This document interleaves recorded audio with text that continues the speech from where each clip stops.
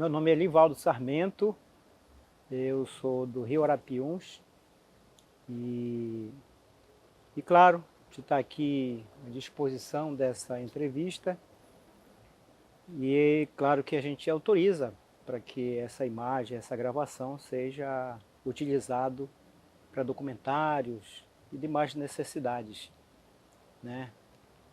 E como você estava falando, eu sou um ribeirinho aqui da região do Arapiuns, só para justificar e também para a gente se situar, que eu não vivi aquela realidade da Transamazônica. Então eu sou uma liderança um pouco depois dessa luta, dessa história, dessa ocupação da Transamazônica. Uma coisa, seu Livaldo, onde é que o senhor nasceu? Nasci em São Pedro do Rio Arapiuns. São Pedro do Rio Arapiuns. Seus pais vieram de onde? Meus pais, eles nasceram na região do Rio Arapiuns. A minha avó, que veio de Parintins, se estabeleceu no Arapiuns e constituiu a família dela. Mas a minha mãe e meu pai são da mesma localidade, São Pedro. A que seus pais se dedicavam? Que atividade? O que eles faziam?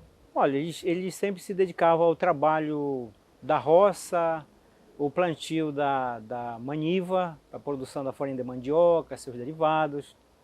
Depois o meu pai encontrou uma terra preta e começou a cultivar outras espécies como feijão, milho, melancia, arroz. E uma das produções que foram destaque nesse conjunto de produção foi a produção de fumo, o tabaco. Bom, e o senhor deu continuidade às atividades que eram praticadas pelo seu pai? Ou o senhor quis fazer alguma coisa diferente? Você seguiu o mesmo caminho do seu pai ou você se dedicou ainda a outras ocupações, outra profissão? Olha, eu me dediquei sempre naquilo que meu pai cultivava, porque a gente vivia lá no meio da floresta, né? E a gente continuou produzindo as mesmas coisas, feijão, milho, fumo, a produção da farinha de mandioca, seus derivados. A gente caçava, a gente coletava açaí, né? Caçava, coletava açaí? A gente cultivava os mesmos cultivos, tanto da agricultura de subsistência, quanto do extrativismo, né? E isso, como eu me criei nessa localidade, nasci e me criei, eu vivi lá até os meus 33 anos de idade. Depois eu saí de lá, vim para a cidade, mas antes de eu sair de lá, eu aos meus 18 anos de idade, eu decidi atuar na catequese, né? E a partir da catequese, a gente foi conhecer a luta sindical e mais tarde, isso no começo dos anos 80 que eu comecei na catequese. E a partir de 86, eu ingressei mais no sindicato, no movimento sindical. E a partir de 89, então, eu fui convidado a compor uma diretoria como na condição de diretor regional, porque tem essa função dentro da organização sindical. O diretor regional é uma figura que fica mais lá na região, na comunidade, articulando, fazendo reunião, levando informações e tal, né, tentando fortalecer o trabalho sindical. E eu saí da minha comunidade no ano de 1991, que eu tomei uma decisão, eu já tinha 33 anos, e queria conhecer outros ares, né, outras realidades. E um amigo meu me convidou para fazer um passeio em Curitiba, mas não deu certo. Fiquei aqui mesmo, né, em Santarém. eu fui convidado pelo presidente na época, que era o nosso amigo Natanael, e o Carlos Dombrowski, e aí fiquei por aqui. Claro que antes, por que eu citei Curitiba? Porque em 88 eu fiz um passeio até Santa Catarina e conheci uma pessoa, um amigo lá de Curitiba, que ele trabalhava com produção de hortaliça orgânica, e eu fiquei encantado com a forma que ele cultivava. E depois, quando eu tomei a decisão, eu pensei em ir para lá, né? Mas como não deu certo, e graças a Deus não deu certo, talvez não era para ser assim, como não foi, e a gente ficou por aqui. E aí eu me dediquei mais atuando ao sindicato, vim trabalhar dentro da sede.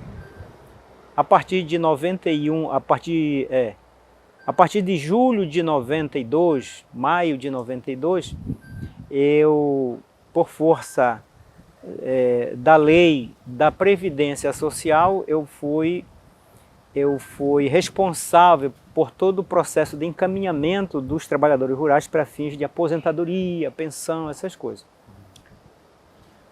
Então, a entrada do senhor na vida sindical foi através da religião, da igreja? Eu conheci o sindicato através da catequese, porque na época, eu me lembro da primeira semana catequética que eu participei, foi em 1980. Na época, os sindicatos, principalmente o Sindicato de Santarém, estava se organizando para a tomada do sindicato, que estava na mão, que a gente chamava na mão dos pelegos. Então os trabalhadores se organizaram para tomar o sindicato, porque naquela época o sindicato ele era muito vinculado, muito atrelado ao Ministério do Trabalho, e era apenas um trabalho assistencial. Ele não cumpria realmente o seu princípio, que era ser aquela ferramenta, aquele instrumento de luta em busca dos direitos dos trabalhadores.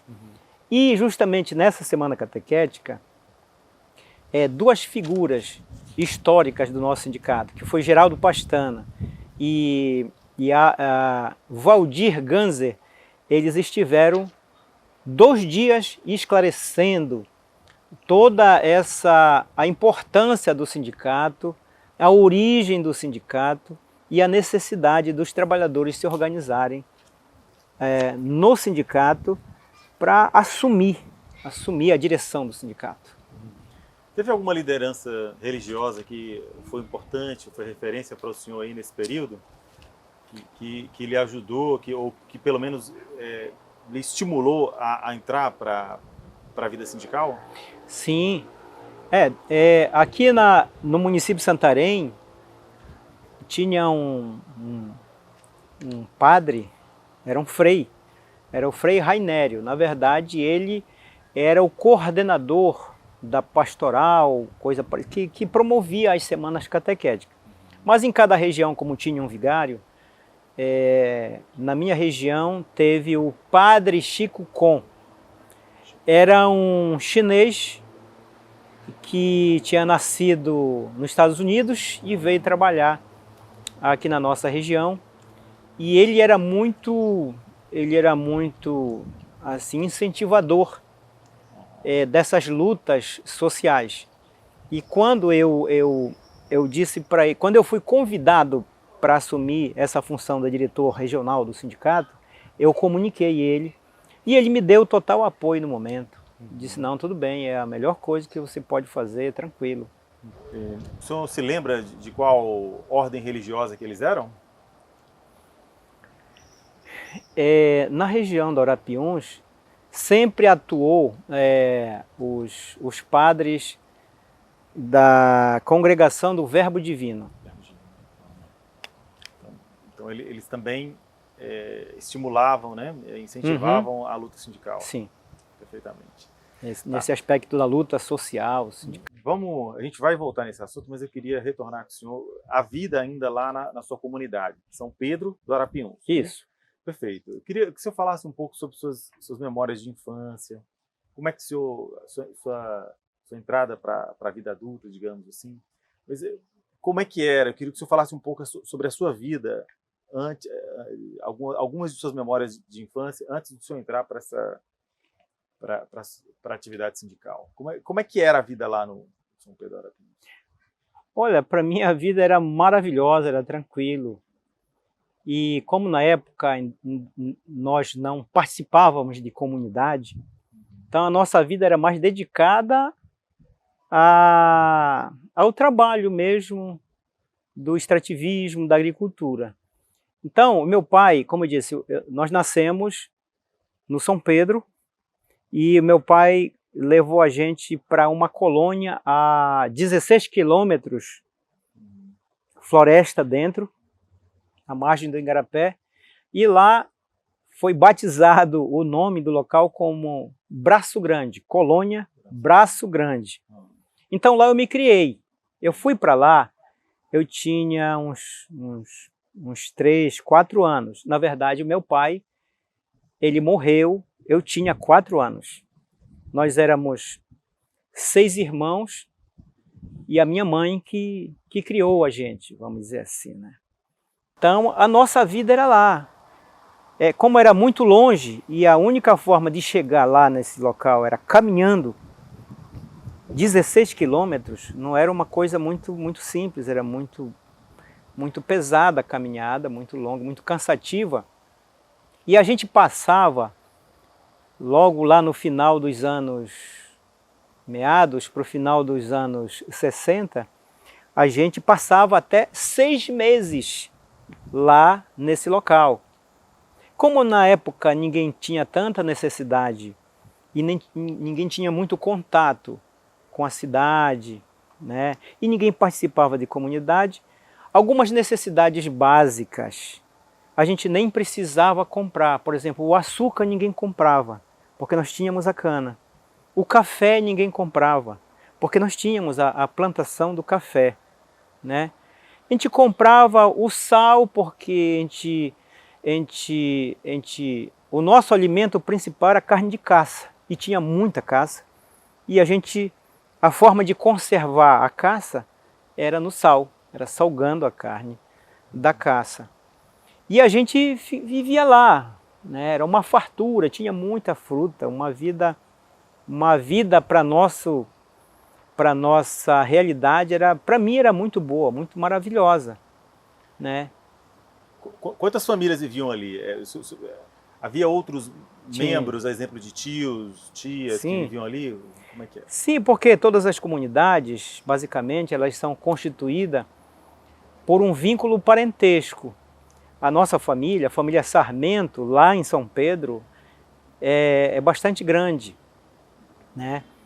E o meu pai, ele vinha eu não me lembro, mas tinha uns 8 irmãos, mais ou menos, 8 a 10 irmãos do meu pai, que foram constituindo família e por isso foram, né, os homens, os rapazes, as moças foram se juntando, constituindo família com outras pessoas de lá, e a comunidade foi crescendo. Lá nessa localidade, nessa colônia Braço Grande, chegou o momento que nós éramos 11 moradores, 11 famílias, né? E a maioria tinha o vínculo parentesco com o meu pai, era da família do meu pai. Certo. Bom, eu acredito que o senhor deve ter acompanhado, né, desde o princípio, né, a construção, né, a abertura da BR-163. O senhor se lembra desse momento, como é que foi esse processo da abertura da BR? Chegou a trabalhar, por exemplo, na abertura da BR? Como é que foi que surgiu? O que vocês ouviam falar? Houve algum trabalho de esclarecimento sobre a abertura da BR? Como é que foi isso? Olha, eu não vivi essa realidade, eu não trabalhei, né, na construção da BR, né? Mas foi no mesmo período que foi aberto a BR-63 e a Transamazônica.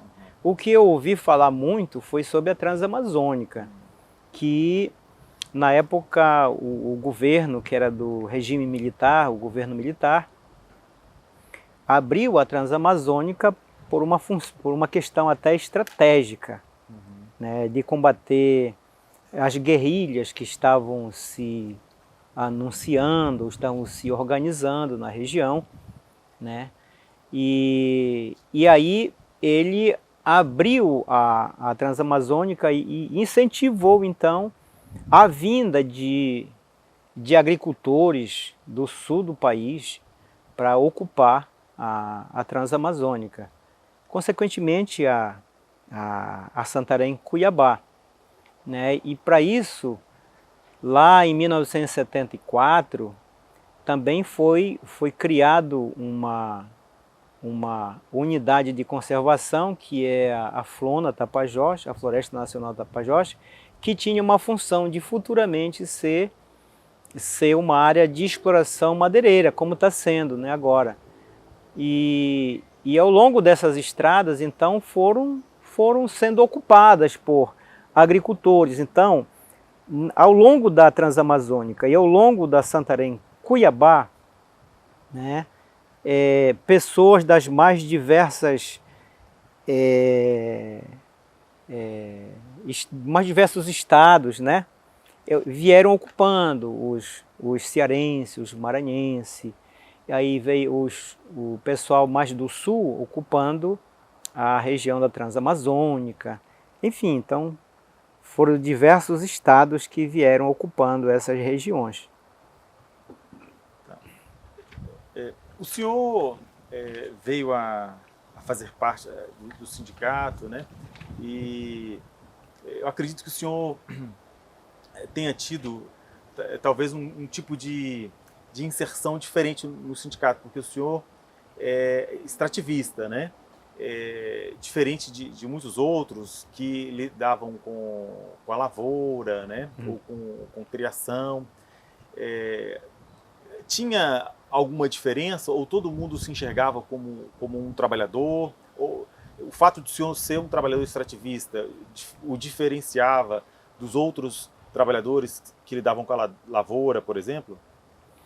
Não, na época, o sindicato, o que ele incentivava? Era para que a gente lutasse pelo direito de melhoria do preço da nossa produção, né? E a produção é uma coisa muito geral.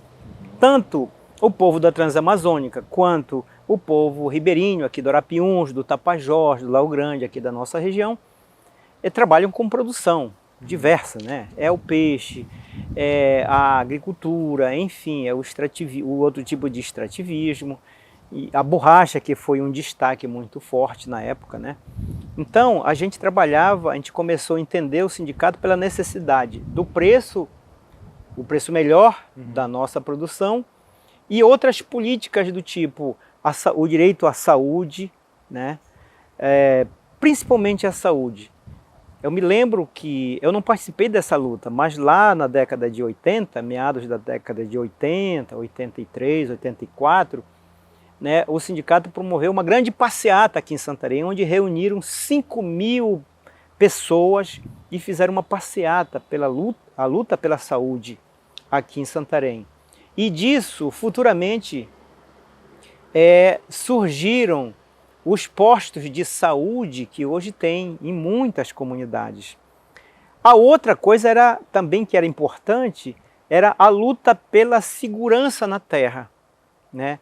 Mas na época, todos nós, a gente assimilava mais essa questão da propriedade privada. Era o título individual, era o meu lote, era assim que a gente assimilava. Só que os órgãos do governo não dava atenção para que o agricultor, né, pudesse ter o seu título. Teve muitas enrolações onde se começava a fazer um protocolo, começava um processo dentro do INCRA e lá na frente eles davam uma licença de ocupação, né? Raramente os agricultores conseguiam o título definitivo. Certo. Eu creio que é um momento importante de sua trajetória, que foi quando as madeireiras invadiram, né, a Flona. E você podia falar como é que foi isso e a luta que vocês travaram para expulsar essas madeireiras de lá? Primeiro, a Flona, que ela foi criada lá em 74, ela foi criada com o objetivo de ser um espaço territorial exclusivamente do governo. E chegou o momento, eu ainda vivi muito essa parte, convivi, participei de muitos eventos, onde o governo queria retirar todas as comunidades da Flona, que estavam dentro da área territorial da Floresta Nacional do Tapajós. Aí foi uma primeira luta de resistência, porque as comunidades já existiam lá, né? O governo tentou tirar, mas elas resistiram, e resistiram através do instrumento que era o sindicato. O sindicato foi muito importante nessa luta. Esse foi um momento que eu vivi um pouco. O outro momento, que também foi na década de 80, foi uma luta contra os madeireiros na região do Tapajós, principalmente na margem esquerda do Tapajós, porque a Flona fica na margem direita do Tapajós. Na margem esquerda do Tapajós, na década de 80, travou-se uma luta contra a madeireira, contra a pesca predatória, a pesca empresarial, contra a exploração da Petrobras, que a Petrobras estaria fazendo uma pesquisa, né, na região, e foi entrando lá nas comunidades, e as comunidades conseguiram até expulsar a Petrobras. Com relação às madeireiras, essa luta, as comunidades resistiram, travaram uma luta, tiveram que, com o apoio do sindicato, delimitar uma área. Eles autodelimitaram uma área de 14 quilômetros para dentro da floresta, com uma extensão de mais ou menos 60 quilômetros à margem da floresta, envolvendo diversas comunidades, justamente onde as madeireiras estavam atuando, porque elas não estavam só tirando a madeira, elas estavam querendo ocupar a área territorial, queriam tomar a terra, né? E eles então travaram essa luta e conseguiram, num acordo, uma área de 13 quilômetros e 400 metros da margem do rio até um determinado ponto da floresta. E aí ocorreu prisão, ocorreram ameaças de morte, ocorreram até que em um determinado momento, que aí eu não me lembro exatamente a data, mas foi naquele momento do auge da confusão, da briga, o responsável pelo INCRA na época foi lá tentar assim, pressionar os moradores, mas eles estavam tão organizados que eles resistiram, e aí atrás, logo em seguida, eu esqueci já o nome da função do cidadão lá do INCRA, mas não era superintendente, era outro nome, foi uma lancha com alguns policiais que era para intimidar a comunidade, e próxima à comunidade de Jauarituba, a lancha foi para o fundo e morreu um policial, né? E aí praticamente parou com a briga, não teve mais pressão, inclusive os comunitários foram lá ajudar a tirar o soldado lá do fundo, né? Enfim, Então rolou tudo isso. Então, por conta dessa pressão, eles foram obrigados a concordar com esse acordo dessa área de 13 quilômetros e 400 metros, na época. Claro que depois deu uma acalmada um pouco nessa luta pela terra no Tapajós, sendo que a Amazonex, que era uma empresa madeireira, e a Santa Isabel, que era outra empresa madeireira, e principalmente a Santa Isabel, ela conseguiu chegar no rio Arapiuns por dentro da floresta e justamente na minha comunidade, São Pedro, onde ela influenciou a cabeça de diversas lideranças e aceitaram que ela fizesse um porto para o embarque das madeiras em balsas lá na nossa comunidade. E aí foi a outra confusão, que a Santa Isabel então passou 15 anos tirando madeira na nossa região, na nossa área, né? Até que chegou o momento, já lá em 96, chegou o momento que eles fizeram uma grande derrubada de aproximadamente 2.000 hectares, né, de floresta, onde tinha castanheira, então eles cortaram tudo. E foi quando a comunidade, nessa época, a comunidade já estava mais consciente, já estava acompanhada por parcerias de uma ONG chamado Grupo de Defesa da Amazônia, e o sindicato sempre acompanhando. Foi quando eles já tinham despertado mais um pouco. Eles acharam aquilo que estava muito estranho, fizeram uma denúncia ao órgão ambiental. O governo manda então os seus fiscais e foi identificado que a atividade madeireira estava totalmente irregular. Então aí começa outra história, né, que rendeu na criação, na luta e na criação de uma reserva extrativista. Quando essas madeireiras, no caso da sua comunidade específica, em São Pedro, entrou, elas deixavam alguma coisa para a comunidade? Havia algum tipo de contrapartida? Ou eles simplesmente entravam, cortavam a madeira e levavam embora? Deixavam alguma coisa para a comunidade? Olha, não deixavam. Eles usavam alguns artifícios na conversa deles, que eles, não, porque nós vamos gerar emprego, né? Não, porque nós vamos, a estrada nós vamos abrir, nós vamos transportar o produto de vocês, né? E aí ocorreu que ficou só nisso, mas não teve outros benefícios. Eles só tirando. É claro que eles tinham que tirar a madeira por uma estrada. É claro que algumas vezes que a comunidade precisava, a comunidade não, os moradores lá do Braço Grande precisavam de alguma carona, eles davam carona, né?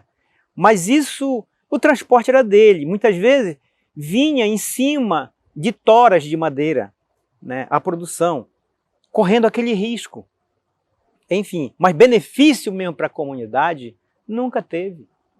Quando eles davam carona para os comunitários vinham em cima dos caminhões de madeira? Em cima dos caminhões de madeira. Olha só que absurdo. Ninguém tinha noção do perigo, né?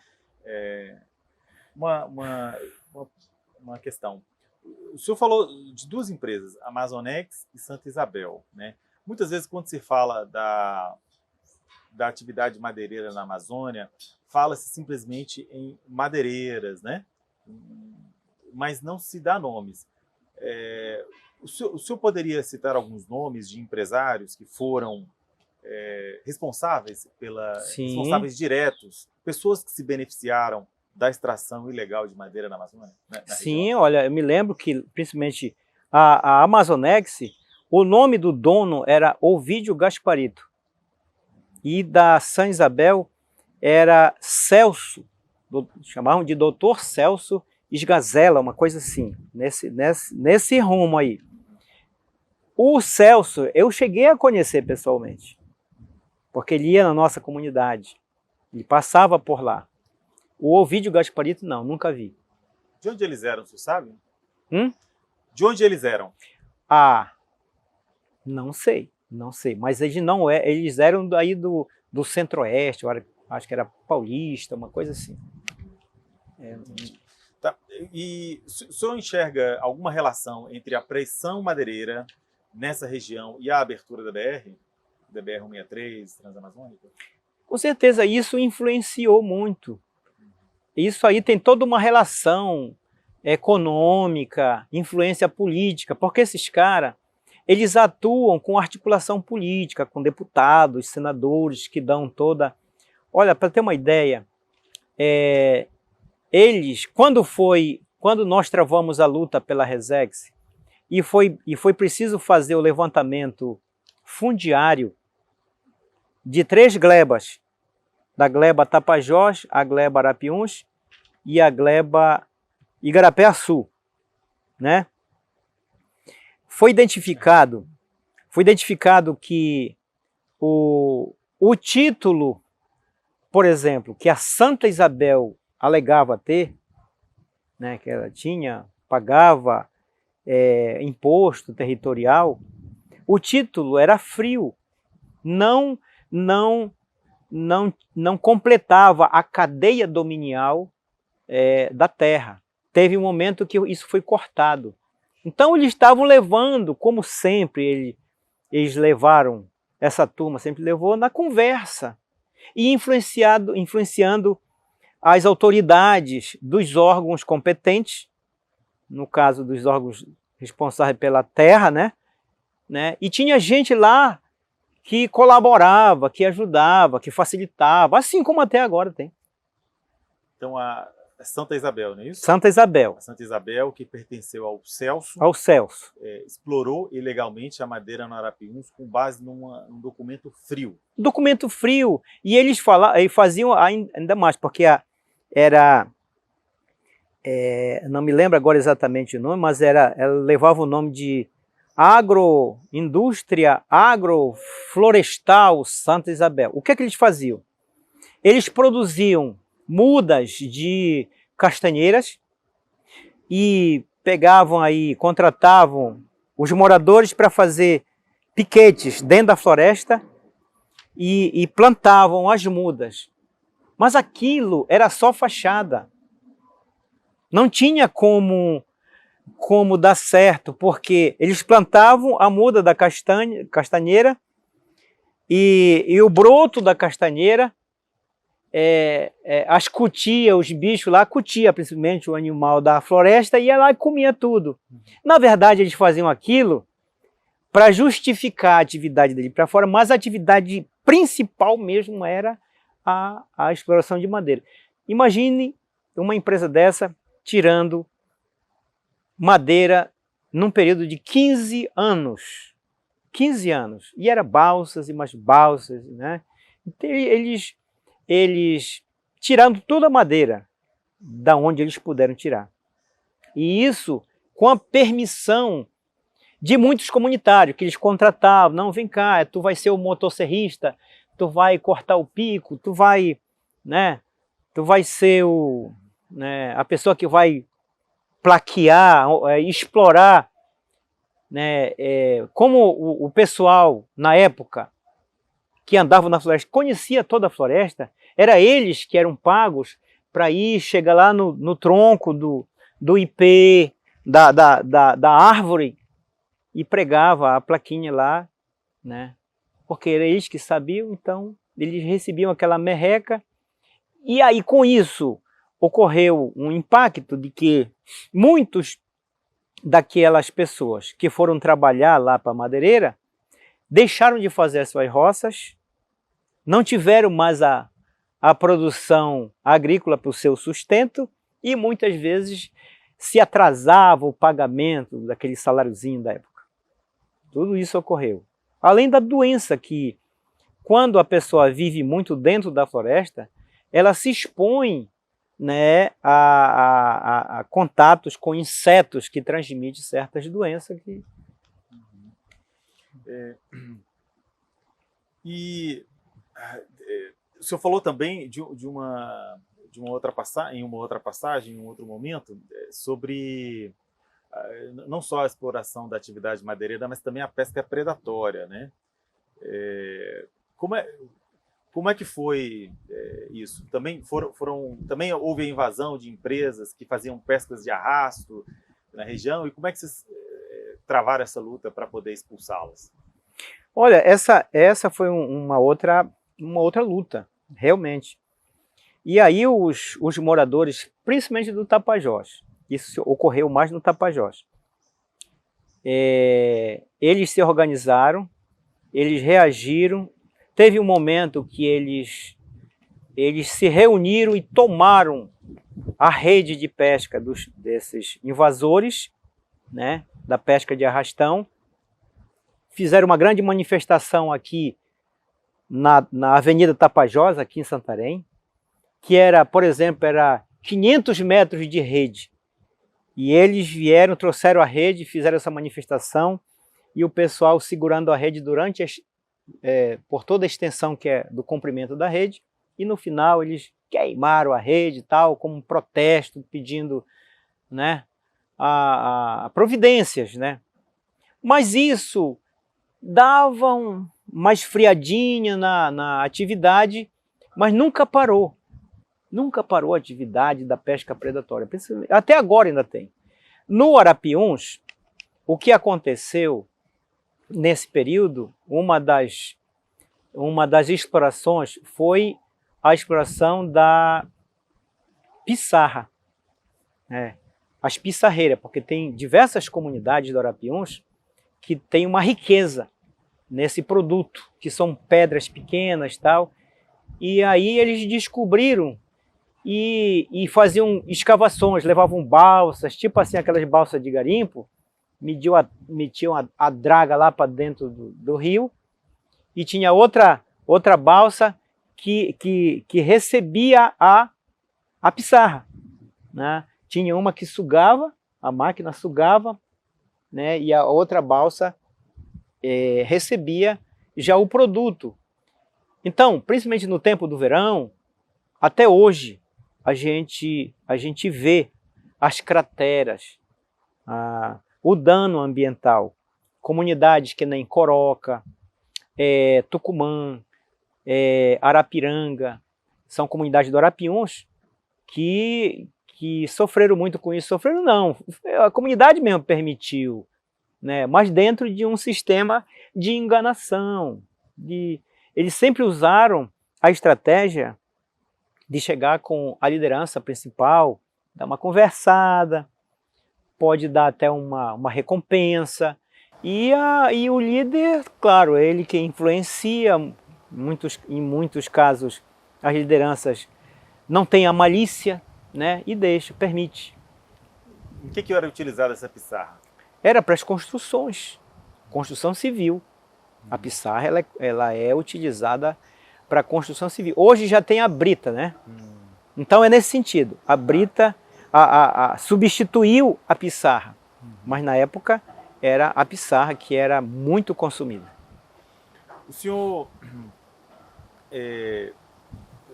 antes havia, aliás, ainda há, né, a pressão da madeira, das madeireiras na Flona. Aliás, na Flona não, no Tapajós e também no Arapiuns, né, a gente tem visto recorrentemente, né, balsas enormes de madeira subindo o Arapiuns, né? Então essa pressão continua. Recentemente, por exemplo, o maior carregamento de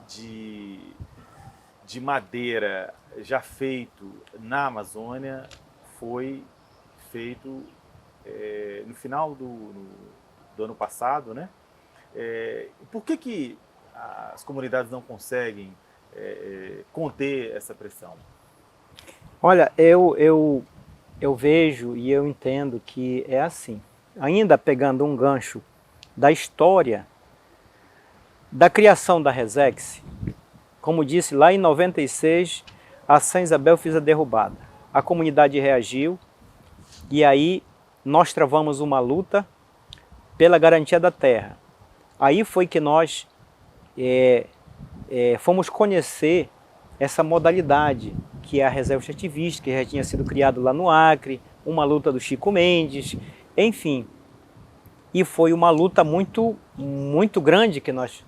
Na época, eu era presidente do sindicato aqui em Santarém, e eu vivi aquilo. Como eu sou da região, eu mergulhei de cabeça, eu fui com tudo para cima, juntamente com a companheirada. E o nosso objetivo era lutar, defender nosso território contra as madeireiras. E conseguimos. Em 98, o governo federal assinou o decreto criando a reserva extrativista, que tem 650, 670 mil hectares. Hoje tem 78 comunidades lá, né? E foi interditado, então, a exploração madeireira. Só que recentemente, a partir agora, de 2010 para frente, né, as madeireiras usaram outra estratégia.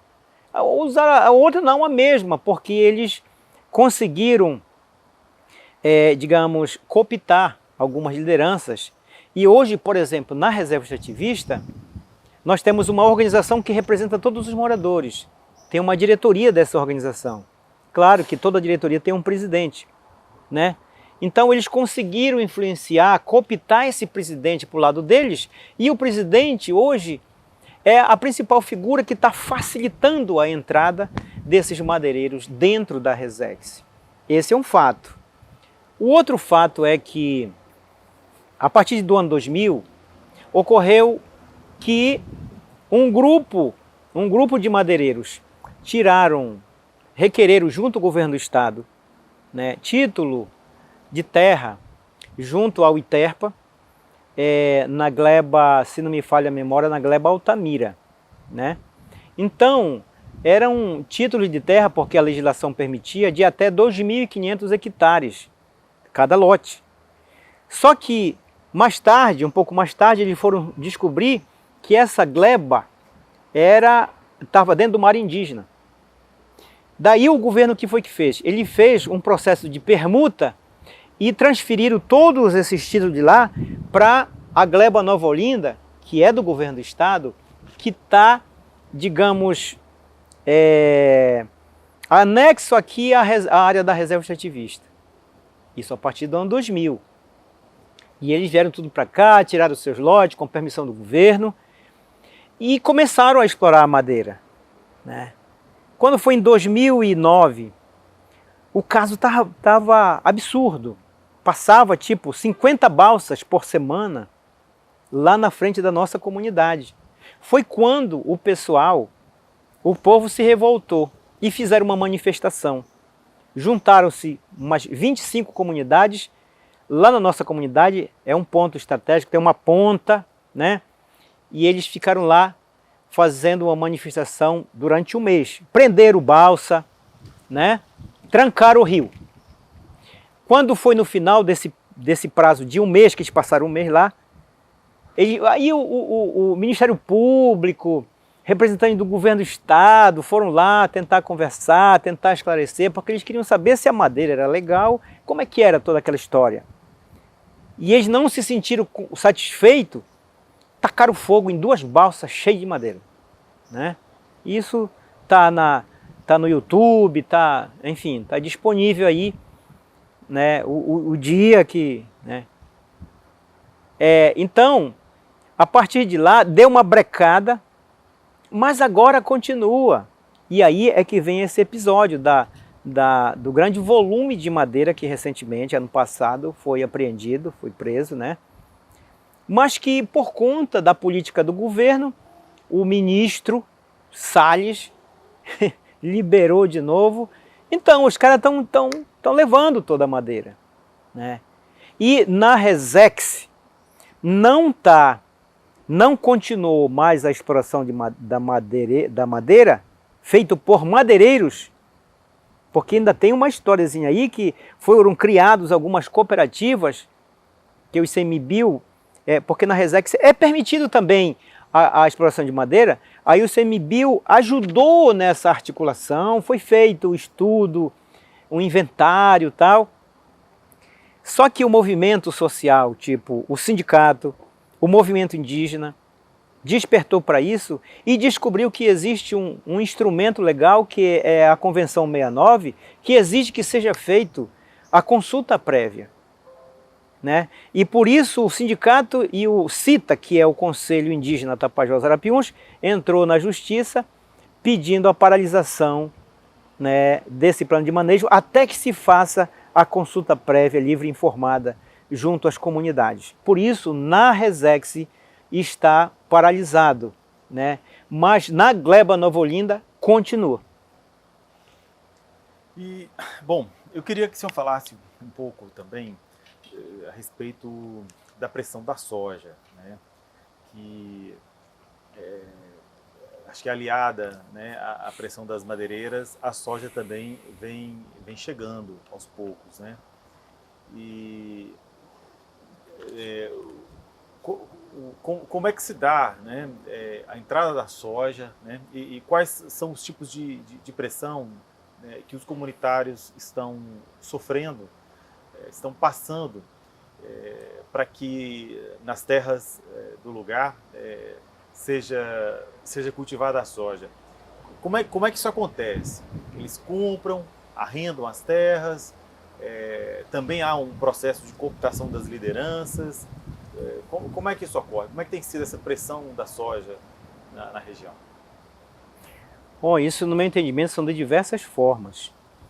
Principalmente a partir de 98 para cá, houve uma grande compra e venda de terras aqui. Principalmente com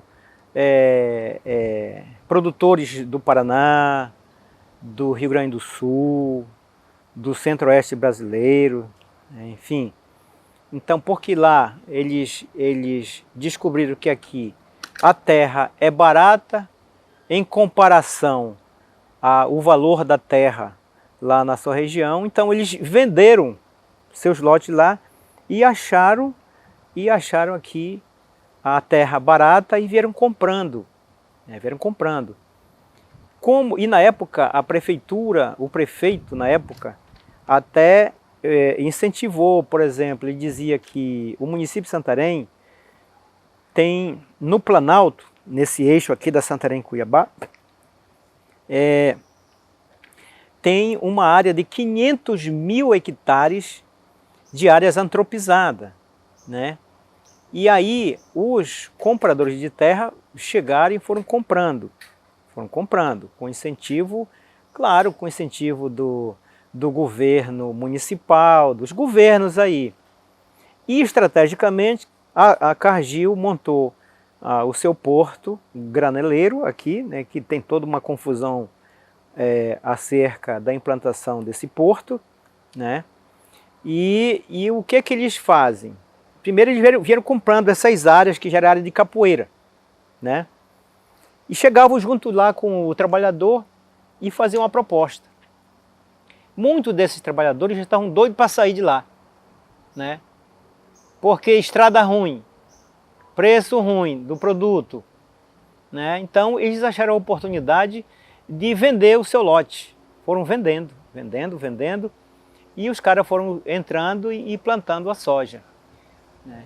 Então, e aqueles que não queriam vender os seus lotes, mas os demais já tinham vendido, digamos, eu estou aqui, o meu vizinho já vendeu o lote dele, o outro do outro lado já vendeu o lote dele, alguns tentaram segurar, né? Mas não conseguiram por causa do veneno que é jogado na soja, e aí vai matando os animais domésticos, tipo assim, a galinha, a criação de galinha, enfim, o negócio fica insuportável.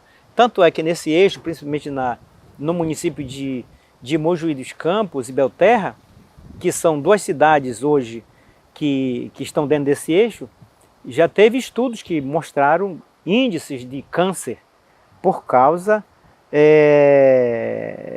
do agrotóxico que é jogado. A outra forma é assim, aonde ainda tem a floresta. Então vai primeiro os madeireiros, vão tirando a madeira, daqui a pouco não tem mais madeira, vai servir para quê aquela floresta? Aí vem o produtor de soja para tirar o resto da floresta, que não tem mais utilidade para eles, né? E vão plantar a soja. Essa é a estratégia deles. Então, com isso, houve um grande êxodo rural, principalmente aqui em Santarém, né? Onde muitas comunidades aqui do Planalto Santareno foram eliminadas, acabou-se as comunidades. Inclusive tem uma comunidade à margem da rodovia Curuaúna, né, que é o Ramal da Moça, conhecido como Ramal da Moça. O pessoal foram vendendo. Eu não sei, faz muito tempo que eu não fui para lá, mas até quando eu fui, acho que assim uns 10 anos atrás, tinha uma escola construída à margem da rodovia, e a única coisa que estava lá era o prédio, quer dizer, a ruína já do prédio, né, escolar, no meio da plantação de soja, né? Então isso foi um grande impacto ambiental, impacto social, porque inclusive alguns igarapés aqui desse eixo do Planalto já desapareceram, já estão totalmente extintos, outros estão contaminados, enfim. Então essa é a realidade. E a presidente do sindicato na época, que era a dona Ivete, que agora é a atual presidente também, ela fez umas viagens internacionais, fez denúncias, né? E isso rendeu até em ameaça de morte. Ela passou um tempão sendo dentro desse programa de proteção a testemunhas, tal. Tinha policial direto com ela, né? O negócio ficou feio. E a previsão não é se agravar, porque os caras, eles não brincam em serviço. Eles fazem tudo para explorar. Inclusive já tem estudo dentro da área do território da Resex, por exemplo, estudo que tem minérios, tem ouro, tem bauxita, tem não sei o quê, além da madeira que tem um grande potencial. Então os caras vão investir pesado, estão comprando lideranças, dinheiro que nunca uma liderança viu na vida, está pegando o dinheiro para facilitar, para se calar, né? É assim que é o jogo. Então, como é que é? Licença que eu vou trocar de bateria de cartão, tá? Tá bom, tranquilo. Enquanto isso a gente dá um tempinho aqui. Orgânica e tudo. Então, Livaldo, pode? Livaldo, eu queria te perguntar ainda, e voltar um pouco antes, sobre a organização das lutas, né? Bom, o senhor vem de uma comunidade do Arapiuns, o senhor é nascido e criado lá, né? Lá o senhor tinha contato com indígenas? Olha, essa questão indígena é uma luta mais recente, porque teve aqui um frei que fez os seus estudos e já ainda no trabalho de conclusão de curso, que ele fazia lá no Rio de Janeiro, ele resolveu fazer um estudo da origem da população aqui.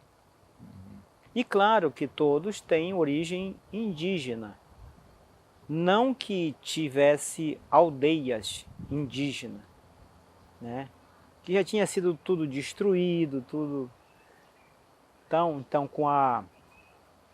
com esse estudo, ele começou a conversar, formou uma ONG, né? Uma organização, e começou a fazer essa discussão.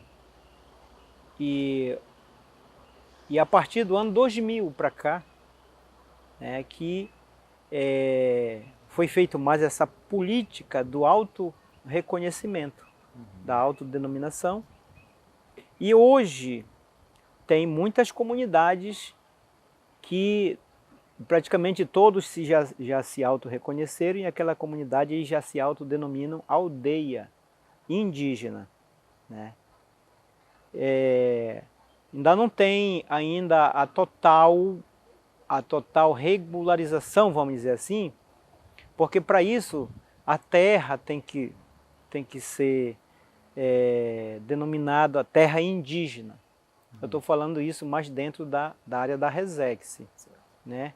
mas tem comunidades indígenas dentro da Flona, dentro da Resex, dentro do Pai Lago Grande, que são grandes territórios coletivos. A sua comunidade se identificou como indígena? Ela ainda não é identificada. Lá na nossa comunidade tem mais de 150 famílias e apenas 20 se autodenominaram indígena. Mas lá o grupo indígena já conseguiu o funcionamento de uma escola, de uma escolinha indígena, com os seus próprios esforços, mas já tem o reconhecimento do governo municipal, com pagamento de professores, tal, essas coisas aí. O senhor, pessoalmente, o que pensa a esse respeito? Eu penso que é uma excelente ideia. Nós tivemos uma crise no começo, porque nós estávamos numa discussão na criação da Resex, tanto pela luta pela terra, como o resgate cultural, e chegou o momento que deu uma crise aí. Mas eu, pessoalmente, acho que esse autorreconhecimento só vai fortalecer, né? Só vai fortalecer a luta, porque os indígenas, eles têm direitos bem específicos, né? E não tem mais volta, só tende a aumentar.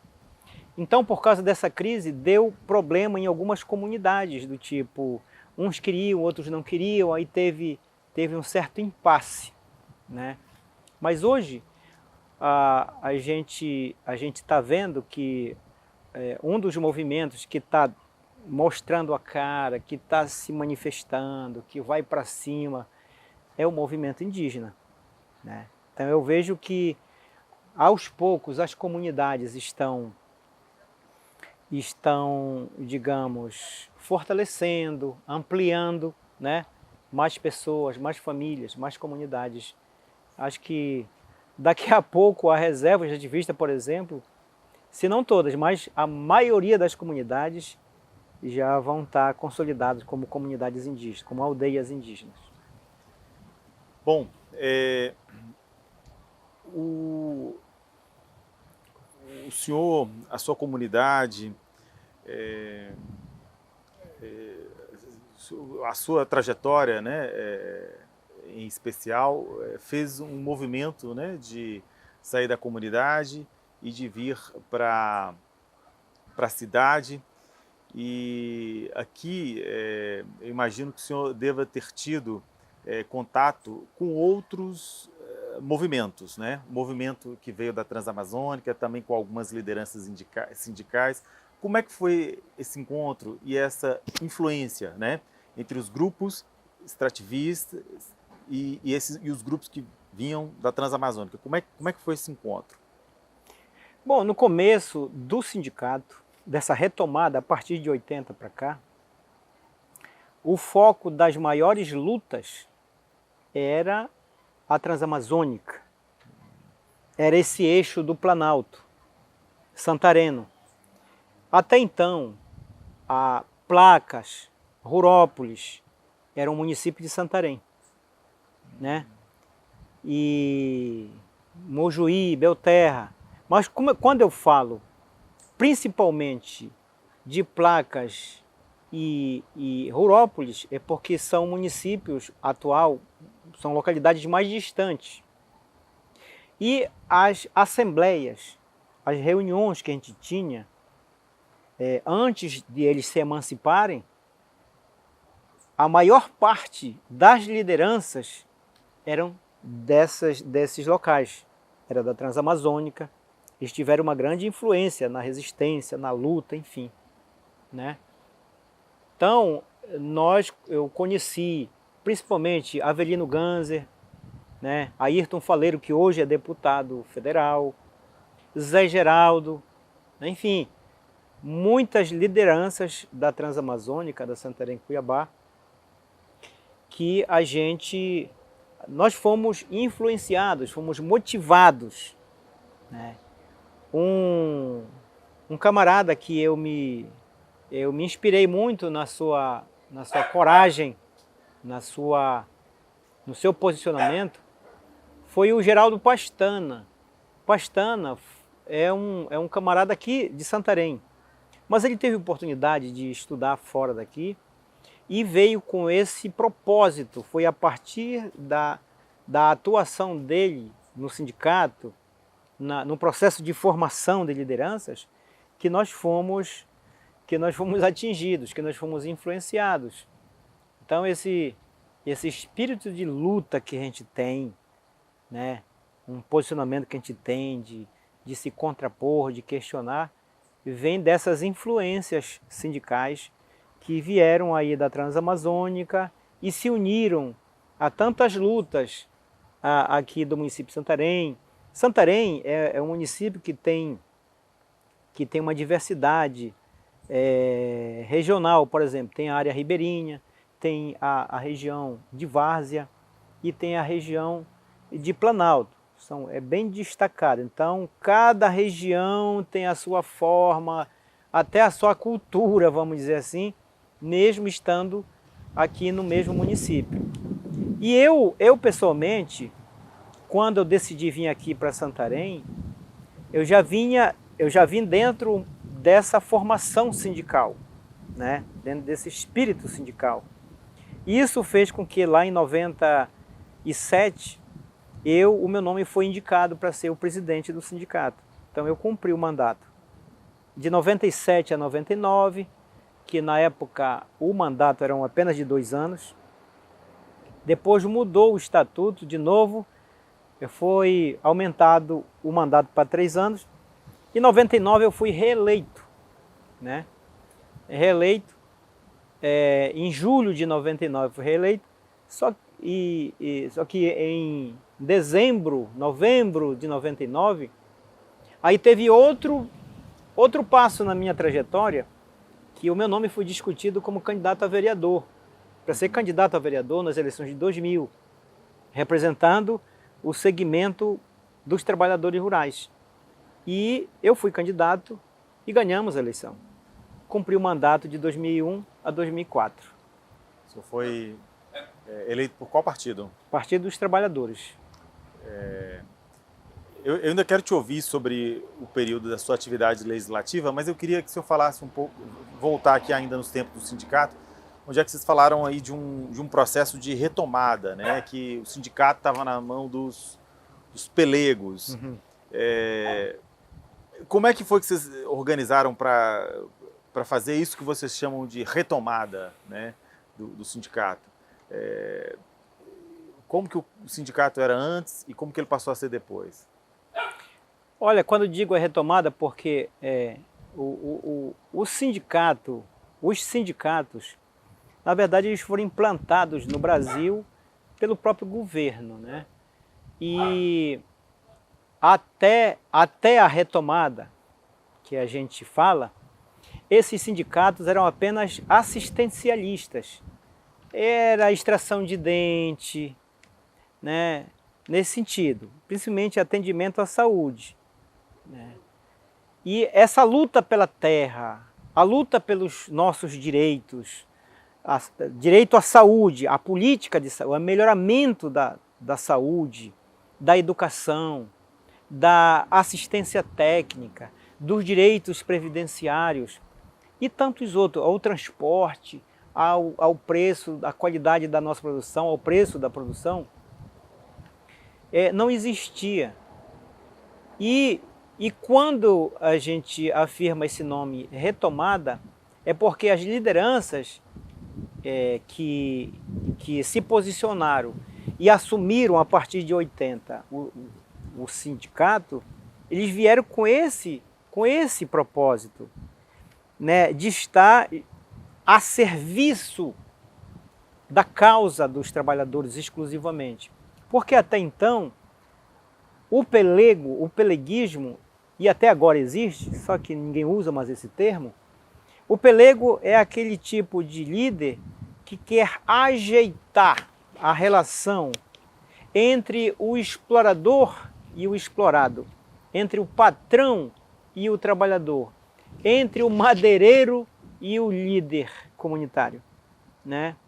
E não existe, na nossa concepção, no nosso entendimento, não existe como unir. É uma relação antagônica, porque o que é bom para um é ruim para outro. O que é bom para o madeireiro é ruim para o comunitário. O que é bom para as comunidades é ruim para os madeireiros, por exemplo, né?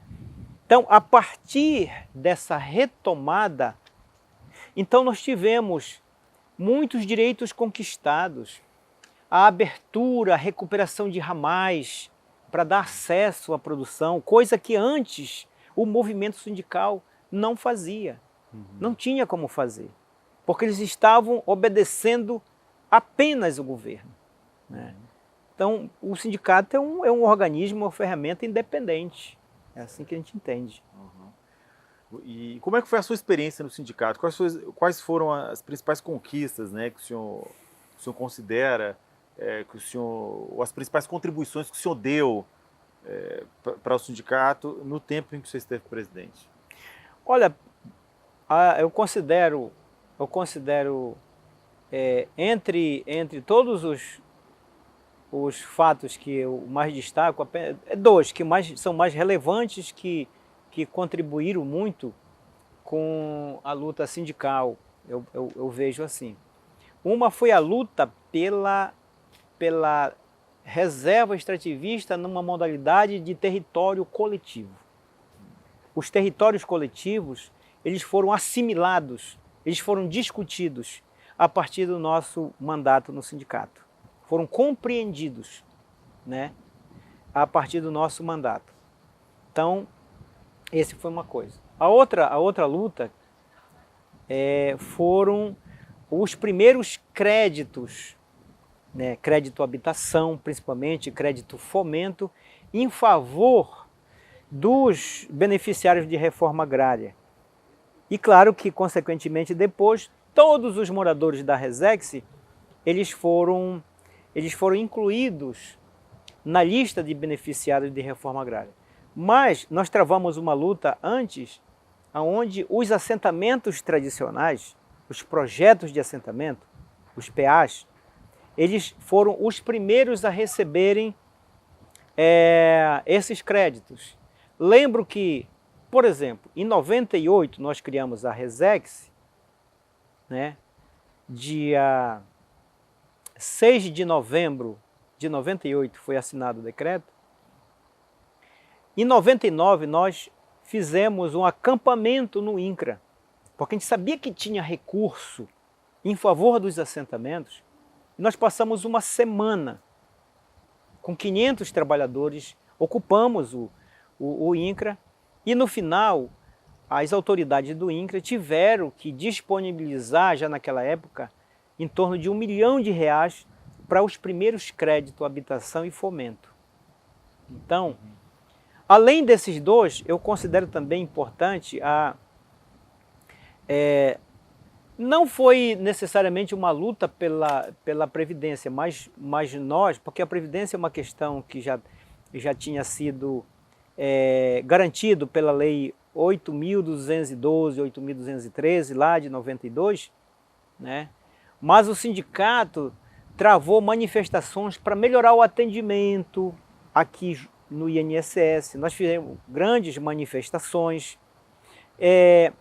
O sindicato, como é um órgão que ele tem a sua hierarquia, a nível estadual tem a federação, a nível nacional tem a confederação, nós vivemos uma realidade de que fizemos grandes eventos como os Grito da Terra Brasil, que foram eventos significantes na luta por direitos dos trabalhadores, principalmente nessa área, em todas as áreas, terra, assistência técnica, enfim, em todas as áreas de direito dos trabalhadores rurais. Perfeito. E o senhor considera que essas contribuições que o senhor deu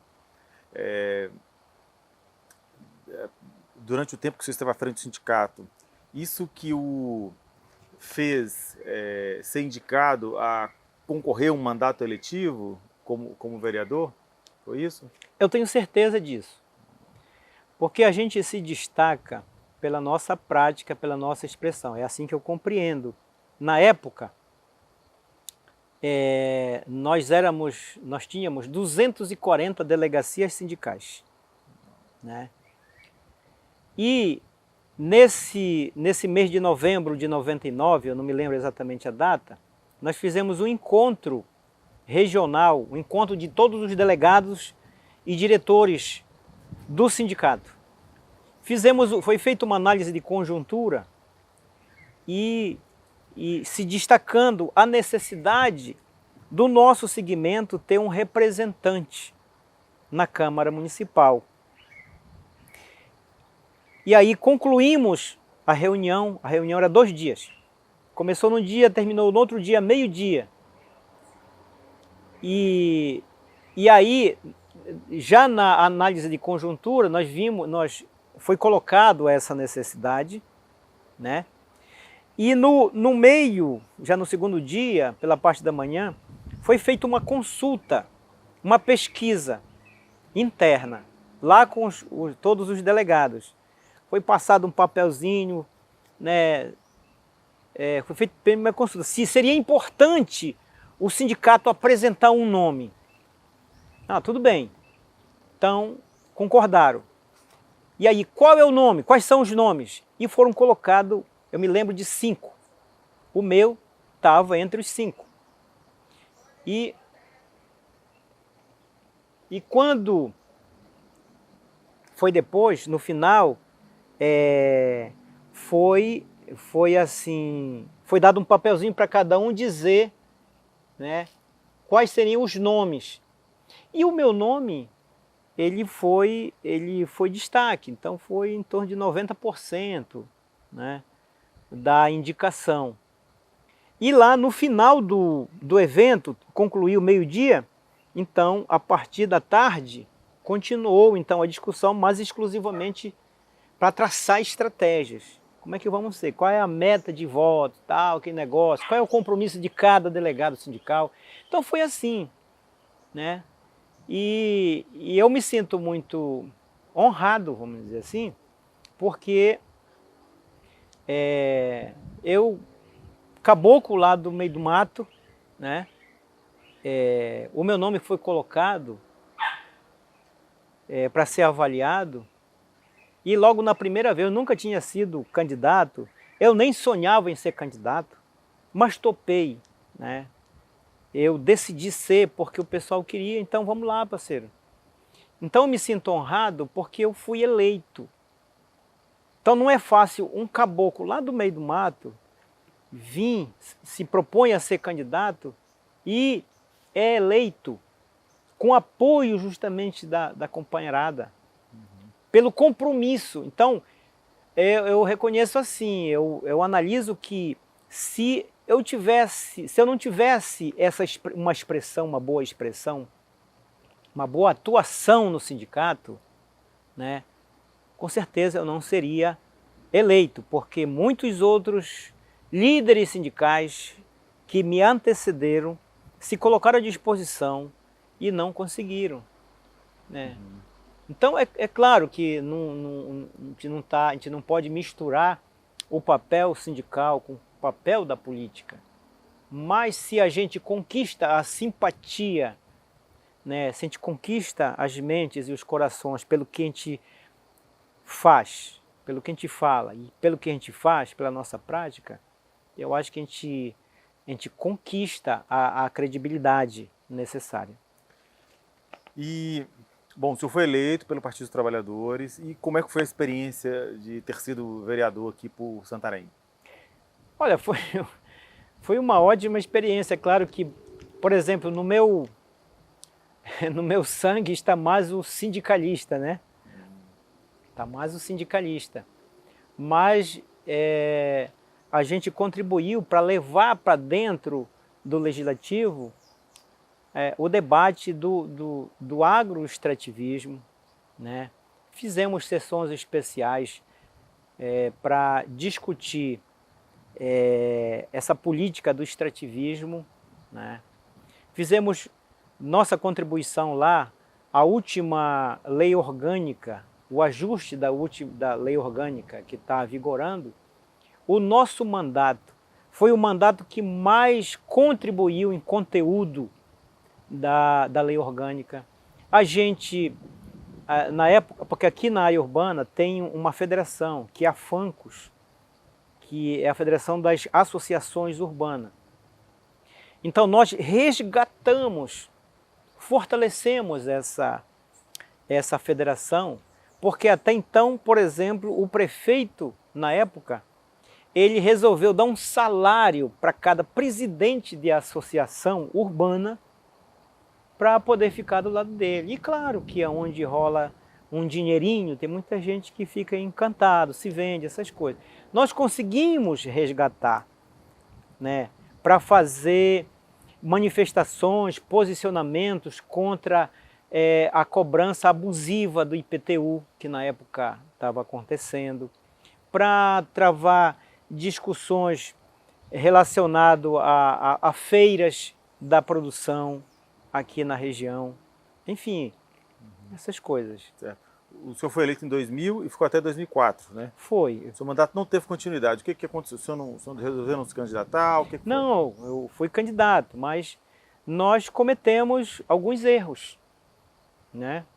Cometemos alguns erros estratégicos. O que é que eu destaco como erro estratégico? O senhor falou na parte de cometeram alguns erros estratégicos. Sim, alguns erros estratégicos. Por exemplo, eu fui eleito com a maioria de voto da área rural.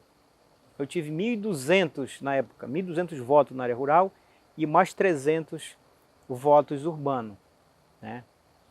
Aonde foi que nós erramos aí? É que a nossa assessoria, a minha assessoria, como eu era o único vereador do Partido dos Trabalhadores, a demanda urbana, né, sufocou. Foi muito maior do que a demanda rural. E era muito mais fácil até se locomover aqui na área urbana. Então eu fui muito demandado pela área urbana e deixei de atuar mais justamente onde eu obtive votos. Então eu considero isso um erro muito grave, né? E acho que foi o principal. Outro erro estratégico é que eu fui proposto para mim, que eu fui eleito em 2000, quando foi em 2002 tinha uma eleição para deputado.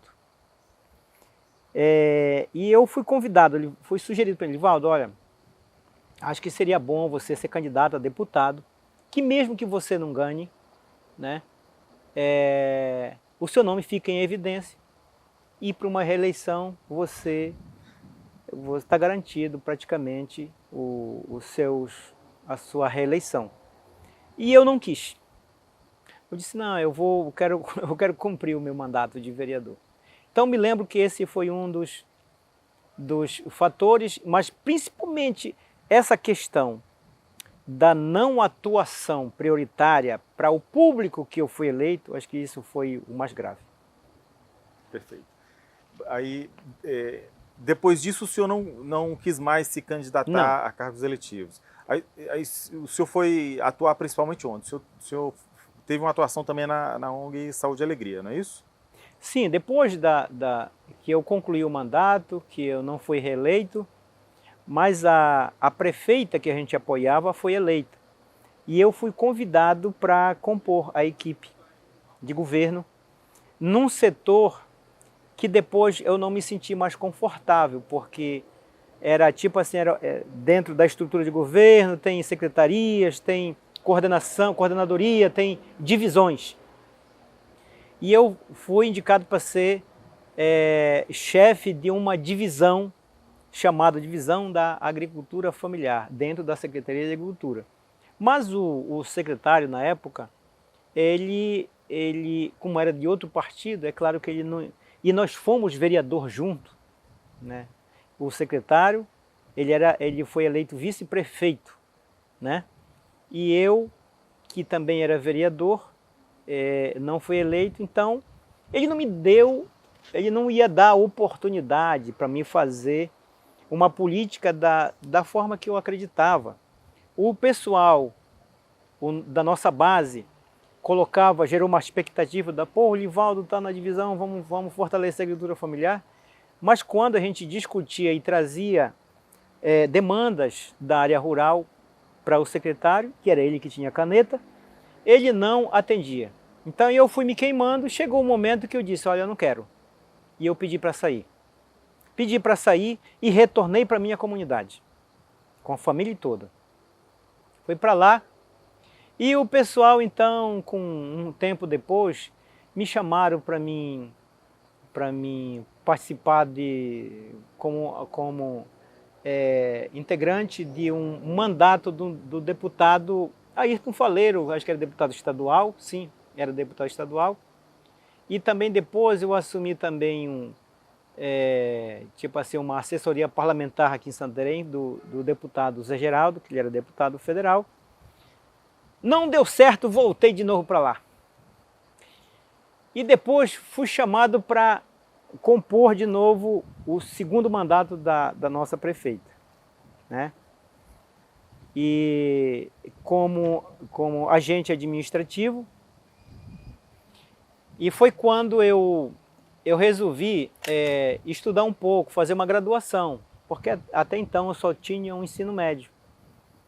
Eu fiz uma graduação em Ciências Sociais, terminei em 2012, 2013, e como eu fazia parte de um movimento, de uma organização que tem atuação na Amazônia, que é o Conselho Nacional dos Seringueiros, hoje é Conselho Nacional das Populações Extrativistas, que discute as políticas para o extrativismo na Amazônia e no Brasil, eu sabia que nós conquistamos a partir de um evento que denominamos como Chamado da Floresta, que o primeiro foi em 2010, 2011, né?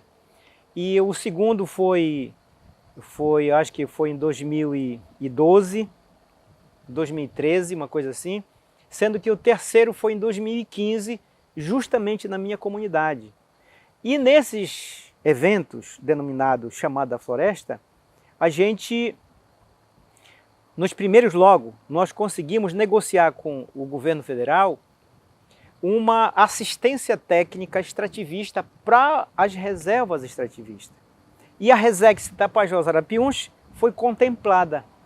Eu tinha já o edital em mão, e eu sabia que o Projeto Saúde e Alegria iria ser uma das entidades contempladas para assumir uma parte da reserva. E como eu tenho um colega, que é o Carlos Dombrowski, um companheiro desde o tempo do sindicato, ele foi o único que foi na cerimônia da outorga, né? E eu preparei um currículo para ele, e eu vi que lá no edital estava exigindo alguém dessa área das ciências sociais, e eu fiz um currículo, entreguei para ele, camarada, olha, lembra-te de mim quando estiveres no paraíso? E isso foi em setembro, que foi a outorga, e quando foi em dezembro, eu recebi o chamado dele. Eu estava lá na minha comunidade, inclusive eu era professor, porque no ensino médio eu fiz magistério, né? E eu estava lecionando.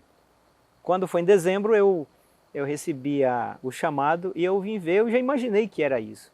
Disse, não, eles estão aguardando justamente para você essa vaga. Você quer?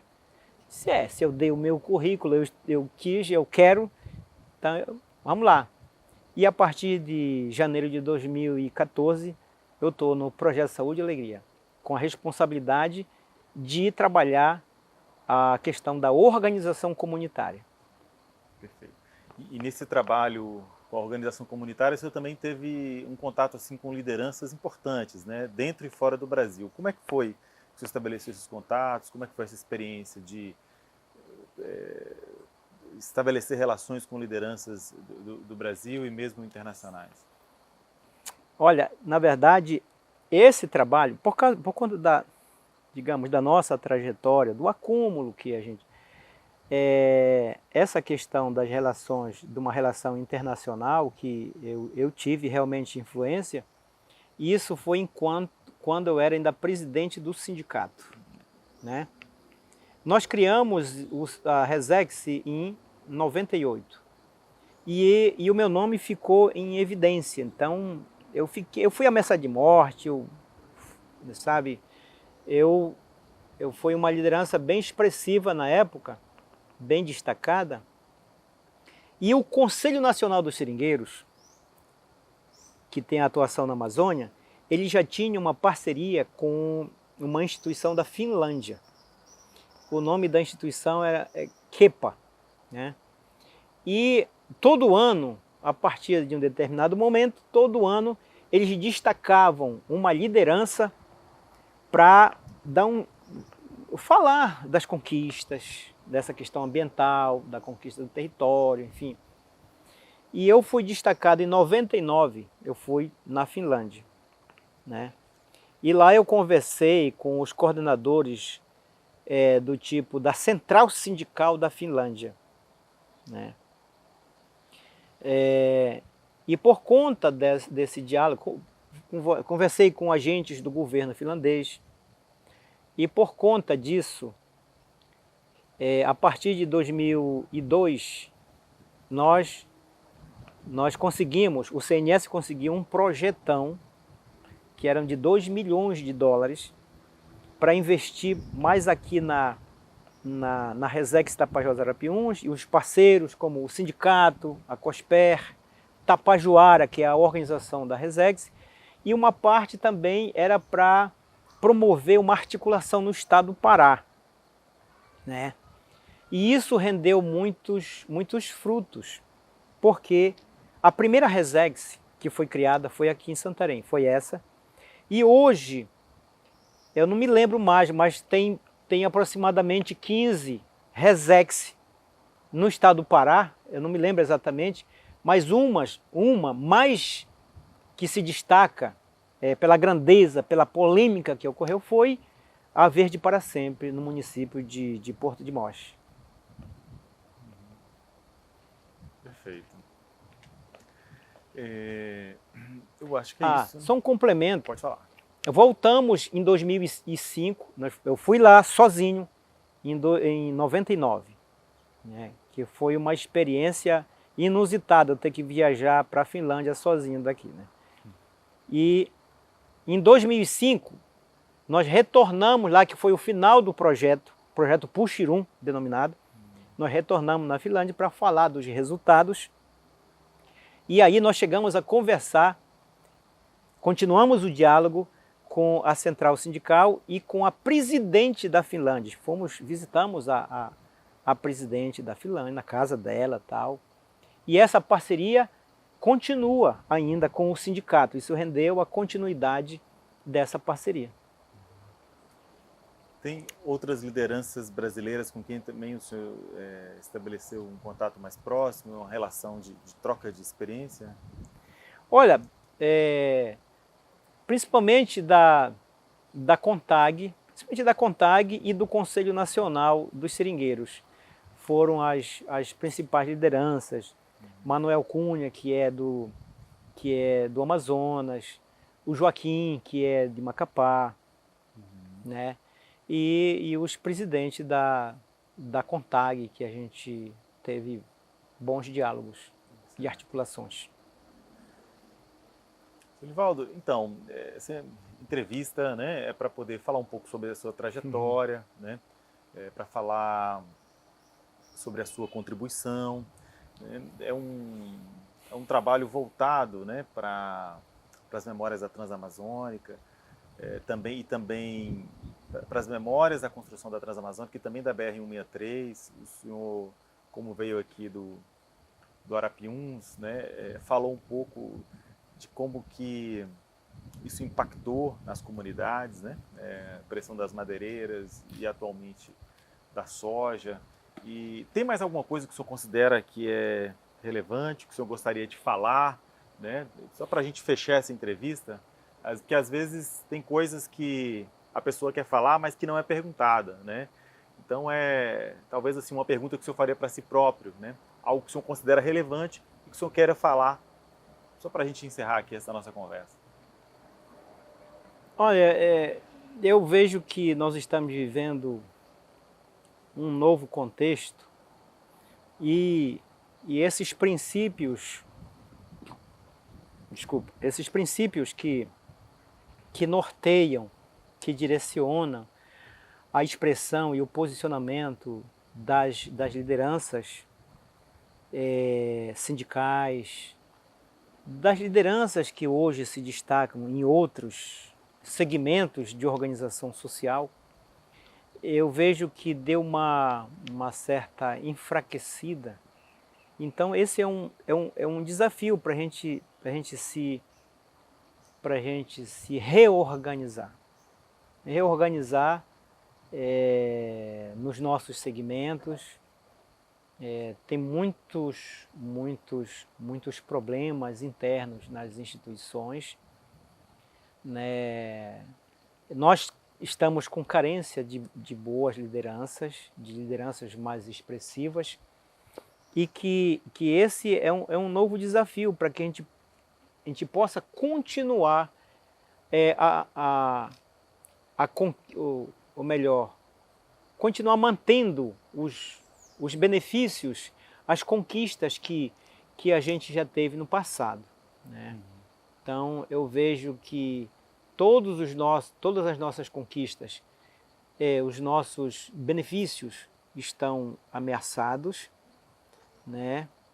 E que isso requer um grande esforço de unificação com inúmeros movimentos, inúmeras instituições que se dispõem a ser parceira, né, nessa luta, que sempre vai ter. Então eu vejo que um destaque para a nossa organização são esses novos desafios, né?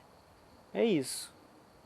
Perfeito. No mais, a gente agradece. Nós aqui ficamos muito agradecidos aqui com a contribuição do senhor, né?